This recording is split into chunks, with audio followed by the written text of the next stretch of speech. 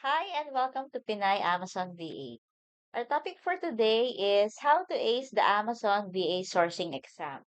One of the prerequisites before becoming an Amazon VA is to pass the exam.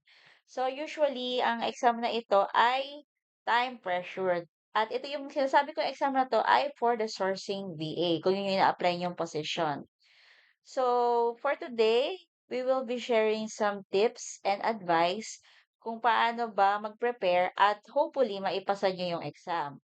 But disclaimer lang, hindi porket nanood ka nito at nakinig ka ay papasa ka na. So, syempre, nag-iiba-iba yung exam and depende rin sa employer kung ano yung type ng exam na ipapa-administer dun sa mga applicants. Etong i-share ko, ito yung na-experience ko na exam twice. Kasi sa 3 years ko ng Amazon VA, so may mga in-applyan din naman ako. At ito yung mga na-experience ko nga na actual exam. Here are the things that you need to prepare. So, number one, you have to download Amazon on your browser. So, ayan. So, kung sa US yung in-apply mo, so syempre, yung exam na ibibigay sa iyo ay para sa Amazon US, which is amazon.com. Ngayon, kung para sa UK naman yan, amazon.co.uk. So, pakibasa nyo na lang mabuting instructions bago kayo mag-exam. So, ito nga, da-download natin yung Amazon browser. Okay? And then, ito na tayo. So, kung mapapansin nyo, deliver to Philippines. Kasi syempre, yung browser natin naka-default sa current region. So, ang gagawin nyo, kailangan baguhin nyo muna ito. Gaya nga na share ko sa una kong mga videos, dapat nakaset to kung saang bansa ka or kung saang marketplace ka magsusource. Bakit? Para makita mo yung kinahanap mo na ASIN, yung identifier ni Amazon. Kasi pag halimbawa, Philippines yan, most probably, hindi lilitaw yung ASIN at matataranta ka na, so hindi mo na alam, patay na. So usually kasi ang exam, kailangan matapos mo ng 30 minutes. So sinasabi naman sa exam kung time pressured siya, pero may mga employer na hindi sinasabi na time pressured siya. So para safe, kailangan i-practice mo yung sarili mo at kayanin mong matapos ng 30 minutes yung exam.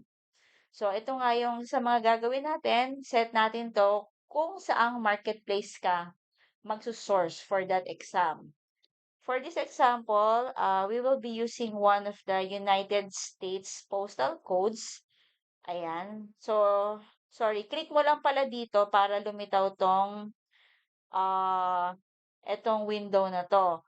So, dito sa space na to, dito mo ilalagay yung postal code. Okay? So, usually sa exam, nakalagay naman kung anong postal code yung i-input mo. Pero kung walang sinabi si exam, so mag-search ka na lang sa Google ng mga postal codes na specific dun sa country na yon. So, pag na-input mo na siya, so ito, 59101, hit apply. Okay? So, yan na isa sa mga code which is the billings. So, dapat mag-update siya. Okay, next natin gagawin is kailangan nating mag-sign in kung meron ka ng Amazon logins. Kahit naman hindi ka pabigyan ni client kasi kung halimbawa wala ka pang client dahil nag-a-apply ka pa lang, pwede kang mag-create lang naman nung para sa'yo na account. So, click mo lang tong part na to and then sign in kung meron ka ng existing account or you can create an Amazon account. So, sa address, ilalagay mo syempre ay US address. So, mag-download ka na lang sa Google. Mag-search ka sa Google ng Amazon US. So, US address ang ilalagay mo at US phone number. So, pwede naman yun. So, kumbaga daming account ito. Okay? Next, install Amazon FBA Calculator. So, yung link nitong FBA Calculator, ilalagay ko sa description para pwede kayong mag-practice bago kayo mag-exam. So, ilalagay nyo dito sa search bar yung address ng FBA Calculator and then hit add to Chrome. After that, add extension. And then, kung successfully installed siya, pag kinlik mo tong sa upper right na icon na to, you must see the FBA calculator for Amazon, which is the download mo earlier. Okay? So, after nun, buksan mo na yung browser ni Amazon.com. And then, sa part na to, click mo na tong FBA calculator para lumitaw na. Yan, si calculator. Okay? So, kung mapapansin nyo, yung buy box or yung selling price nitong item na to, matik kinopya na ni FBA calculator.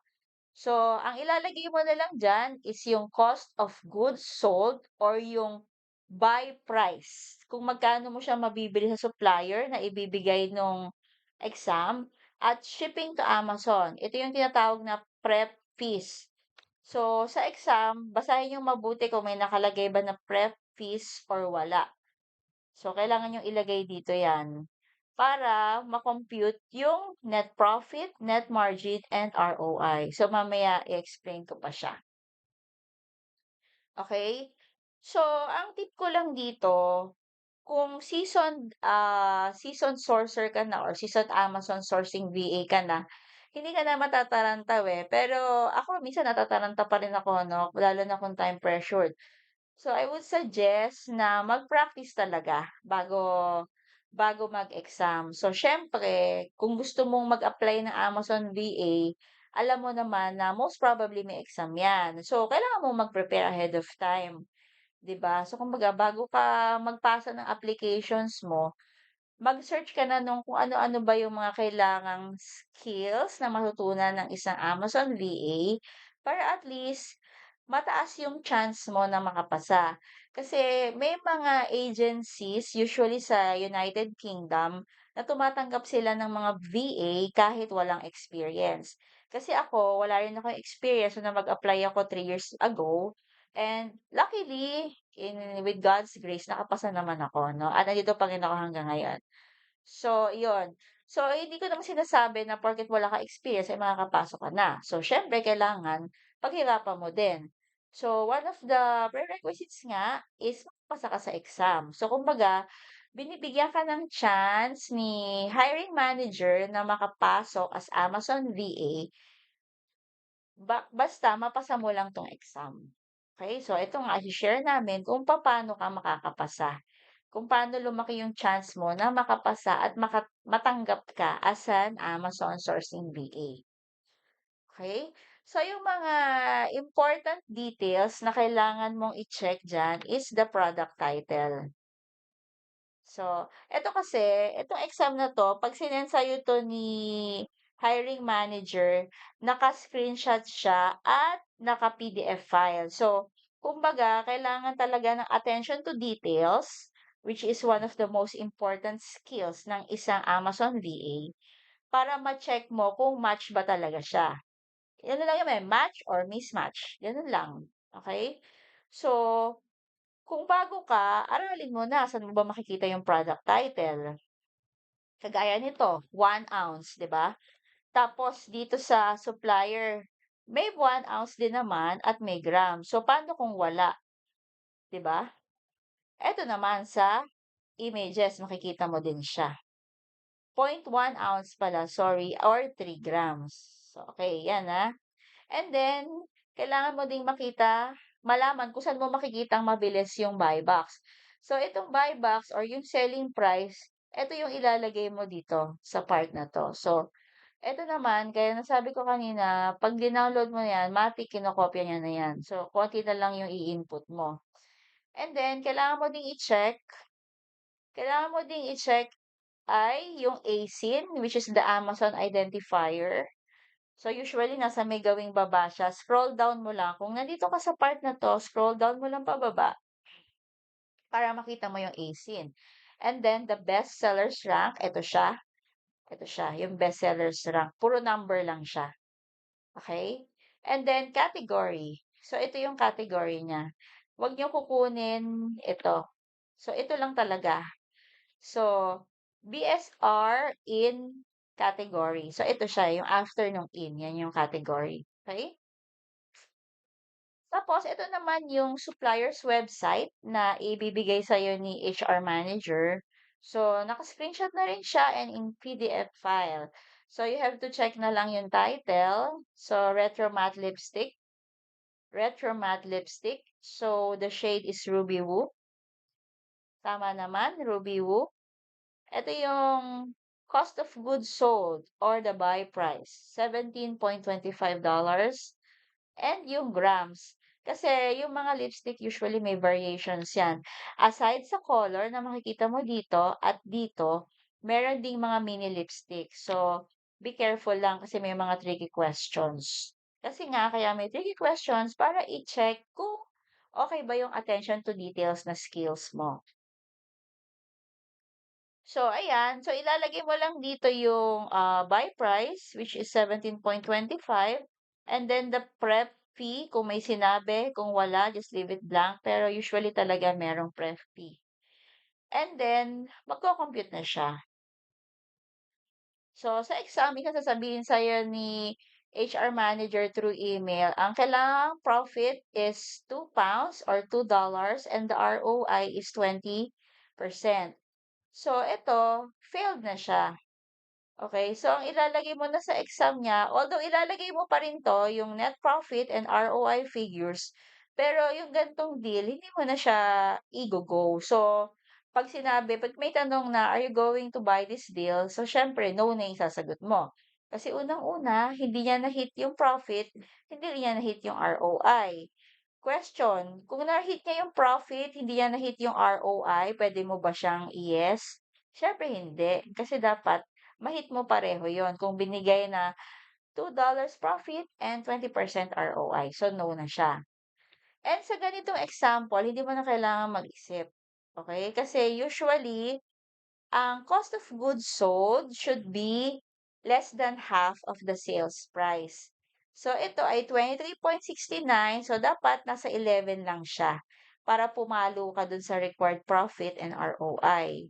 Pero kung halimbawa nga, first time mo, hindi mo pa alam yung mga ganyan, so bilisan mo na lang. Basta make sure lang na yung ilalagay mo dito sa cost of goods sold ay tama at wala kang makakalimutan na details para mag-arrive ka sa tamang figures ng net profit and ROI. Okay? So, watch out for tricky questions such as difference in size. Kagaya na nabanggit ko kanina, may mga items na may regular size and may mini size. So, check nyo mabuti. And then, yung item, magpapakita ako ng examples mamaya, variations and bundles. So, for the variations, for example, common ito sa mga tumblers, mga sports tumblers. So, si supplier, dahil nga screenshot na yung ipapasa inyo ni HR manager, so halimbawa, naka-screenshot doon is pink. Pero si Amazon ang nakalagay is black. So, mismatch na siya. So, ipapakita ko sa inyo kung papaano yung gagawin. Okay? And then for bundles din, may na-encounter din ako na yung nabasa ko supplier na screenshot is body wash, pero kay Amazon is lotion. So, mismatch na siya, hindi na siya pwede. Kahit ma-hit niya yung profit and ROI, hindi pa rin pwede kasi nga mismatch. So, hindi siya tatanggapin ni Amazon. And usual question sa exam is, what is the ASIN? So, yung pinakita ko kanina. What is the BSR or the best sellers rank? Category, what is the profit and ROI, and will you buy it? So, yes or no lang. So, pag yes, pwede mong sabihin, hit profit, hit ROI, tapos na. Hindi mo na kailangan habaan kasi nga time pressured. And then, if you answered no, here are some of the reasons na pwede mong ilagay. Did not meet profit, did not meet ROI, or kung pareho hindi na meet, did not meet profit and ROI, or it's a mismatch. So, ganun lang para mabilis. Okay? So, share ko lang din, no? May na-encounter ako sa exam. Eto, na-edit, na Photoshop siya. So, halimbawa, alam mo na din, nag-practice ka, di ba? So, ipapa-input sa'yo itong ASIN. Ito kasi, isipin nyo, ito ay naka-screenshot na i-input nyo dun sa inopen nyo na Amazon website. So, itong AC na 'to, halimbawa in-input mo, tama naman, hindi mo siya makita. Kasi hindi mo napansin na pinotoshop na pala siya, iniba-iba na yung ASIN. So, ang gagawin niyo, huwag kayong matakanta, hanapin niyo yung title. Yung title, yung i-input niyo dun sa Amazon website. Tapos lilitaw na yung hanapin niyo siyempre yung match 'no, siyempre may nakasulat naman Ruby Woo. So, hanapin mo yung Ruby Woo na 0.1 ounce. So, click mo lang yung enter dun and then yun yung ka-copy mo na ASIN. So, yung ASIN dalawa yung puwede mong pagkakitaan kay ASIN. I mean sa dalawang spot mo siya puwedeng makita. Dun sa lower part na sinabi ko kanina and puwede rin sa search bar. So, ito yung ASIN para mabilis na kayo, para hindi na magulo yung mouse niyo kung saan kayo pupunta. So, copy niyo na lang 'to, yan na yung ASIN, okey? Tip ulit yan. So, ano pa ba? So, ayan na, 'di ba? So, ito nga yung mga example ng mga trick questions. So, ito, si Amazon nakalagay is black, 'no? Tapos si supplier nakalagay is white. So, dahil pareho siyang screenshot, ano lang yung pwede mong maiba? So, ang pwede mo lang ma-edit diyan is yung Amazon kasi may access ka kay Amazon. So, ang gagawin mo ay pupunta ka lang dito, hanapin mo yung white, click mo 'yan. Pagka-click mo niyan, magiging ganito na. So, ayun na yung tamang ASIN, okey? So, may mga ganyang exam. So, kaya kailangan talaga mag-practice kayo. Tsaka kung mapapansin niyo, iba yung price ni black. So, si black is $10 lang, yung white ay 19.95. So, 'pag nilagay mo si 10, mali ka na kasi mali na yung sale price mo, eh. Hindi mo na makukuha yung tama. Granting na granting na pumalo yung profit and ROI mo. So, mali pa rin kasi nga mali yung nakuha mong buy box or the sale price. Okay, the selling price, mali. So, click mo lang 'to para mapunta kayo sa white. Kung mapapansin mo, pareho na siya, pareho na kayong white. 22 ounce and then si Amazon din ay 22 ounce, ayun, description. Tapos sa variations na bundles, so ito, 'pag na-stress ka na kasi akala mo pareho dahil pareho ng kulay, eh. Pero 'pag minagnify mo siya, it's baby lotion.